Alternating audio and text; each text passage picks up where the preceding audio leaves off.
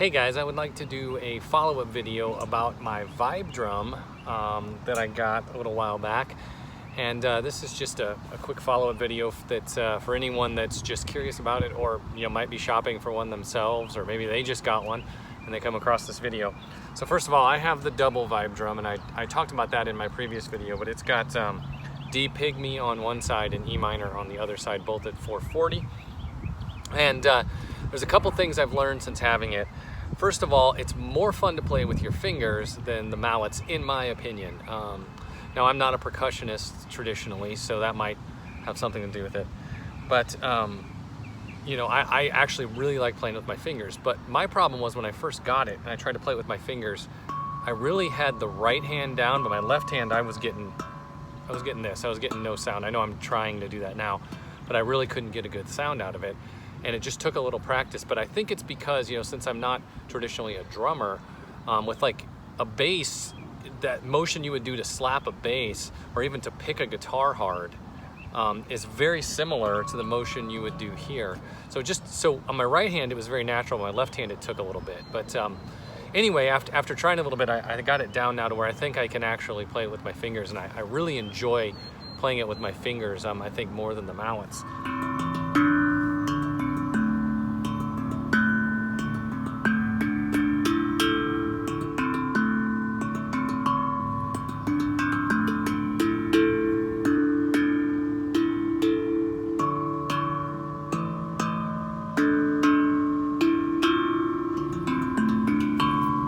Another tip that I figured out is, when you play it, when you hit this side, sometimes the tongues on this side will rattle, because it builds up a little resonance in there.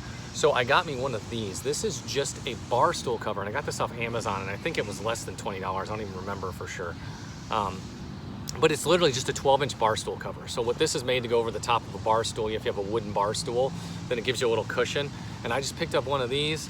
It fits perfect. It goes right in the bag with the VibeDrum, and it really makes a difference when you play here. Not only does it deaden the tongues on the bottom, but it just makes it a little more comfortable to play. So that's a neat little tip.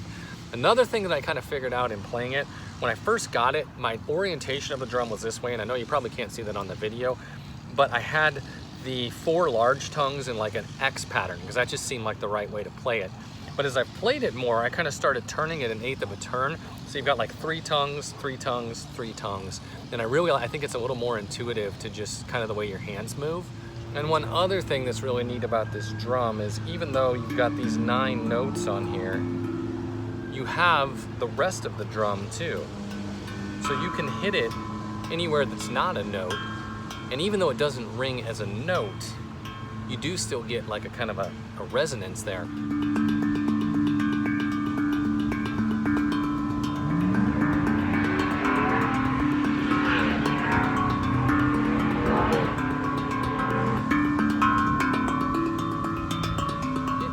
Another thing that I really like about this instrument is it's so portable. I mean, I'm a big fan of hand pans. That was kind of what got me into the tank drums. I think they're so neat and they sound so cool, but they're not portable at all. I actually looked at some a few years ago and I was like, dude, these things, for what they cost, and they're really hard to transport. Those things are fairly, I don't want to say they're fragile, but they're not super rugged. It's pretty easy that you could bang them, and if you bang them, you could, knock them out of tune or whatever. So they're a hard instrument to travel with, I think is what I'm getting at. This is not. This is so simple.